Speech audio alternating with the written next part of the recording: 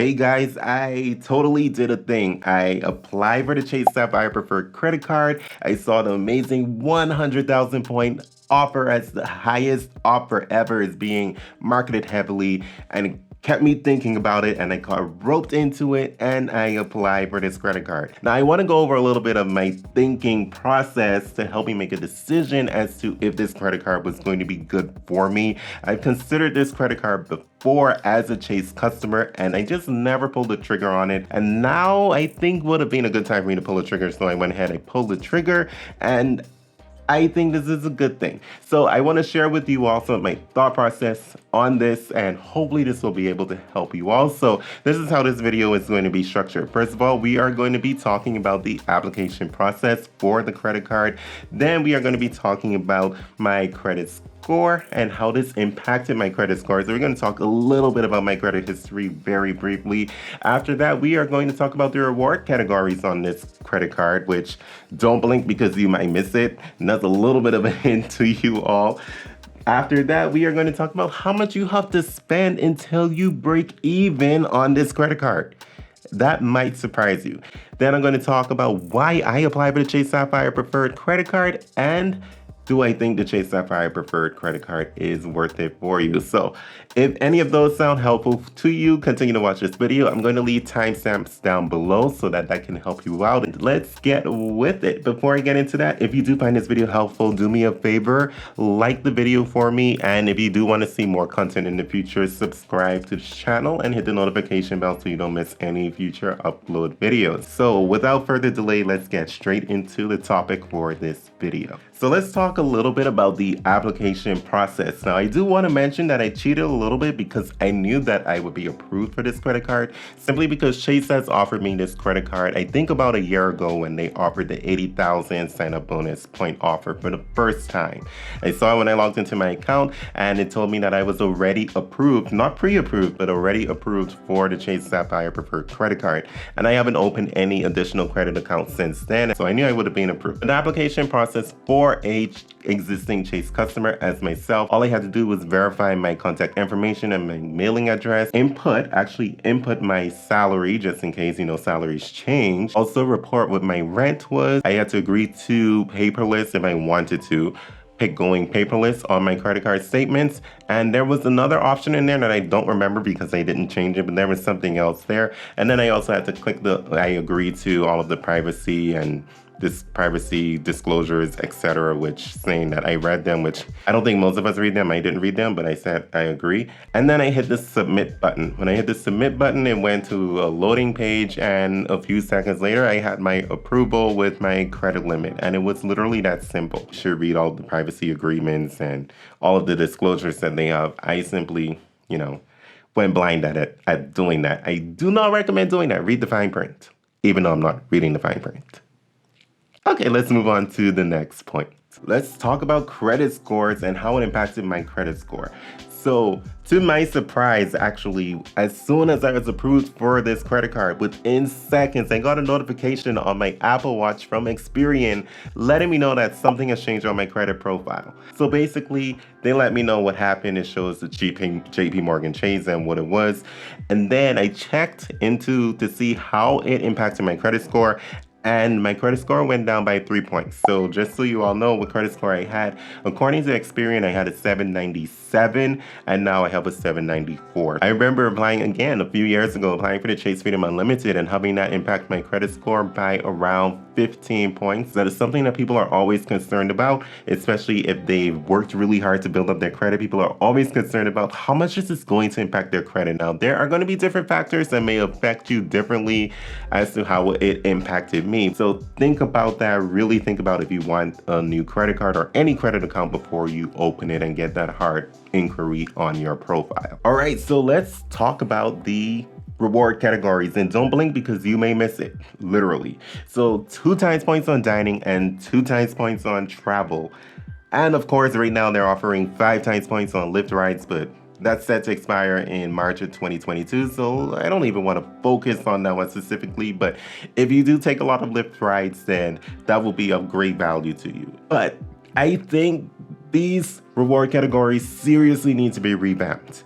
Why? When we look at Chase's Freedom Unlimited, or Freedom Flex credit card offerings, you can gain more points through using those cards than using the Chase Sapphire Preferred that you are paying a $95 annual fee to hold. So the Chase Freedom Unlimited and Chase Freedom Flex, they both get 3% cashback on dining purchases, which the cashback is earned through Ultimate Rewards points, and also on travel purchases through the Chase Ultimate Rewards portal. When you're using those cards, you will get 5% cashback or 5 times points, which again, looking at the Chase Sapphire Preferred card, why would you choose to use the Sapphire Preferred card over the other credit cards that are free to hold and they offer higher reward points? The next point I want to talk about is your break-even point, and we're just going to focus on using the credit card in those 2 times points categories.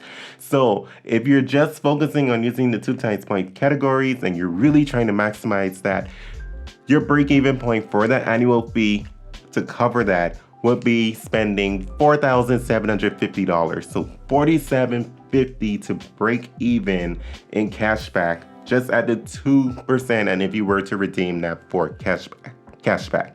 Obviously, you can gain more value through redeeming it as points through the Ultimate Rewards portal, and that will be worth even more, be 25% more for the value of your points. And obviously, you can gain even more value if you do decide to transfer those points out to Chase Transfer Partners. So the past 2 points were pretty not very positive about this credit card. We can agree with that. So why did I apply for this credit card?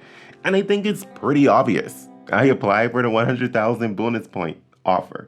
Yep, they totally roped me into it. However, with my budget, I know that I don't have a problem with meeting that $4,000 spend threshold within the next 3 months.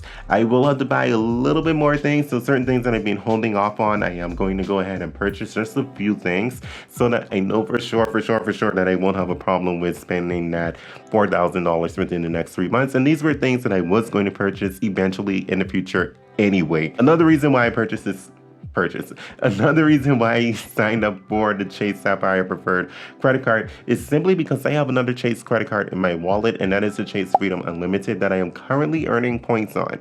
So since I do earn points on that credit card and my points are racking up pretty quickly with that, I also wanted to pair it with this credit card so those points specifically could be worth more when I'm redeeming them for travel purchases.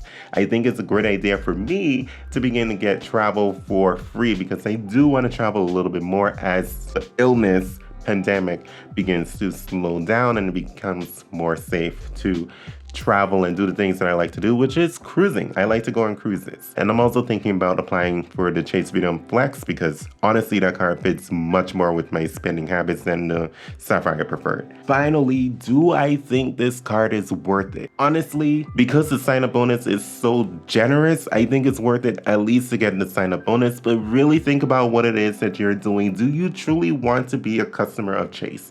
I personally had a good experience with Chase. I felt great with them, but do you want to be a part of Chase if you don't have any other Chase credit cards at the moment? To think about that reward category, the reward categories that I shared earlier. Is this a credit card that you think you're going to hold long term? And if you're not going to hold it long term, to any of the free Chase credit card offerings, those without an annual fee, do they stand out to you?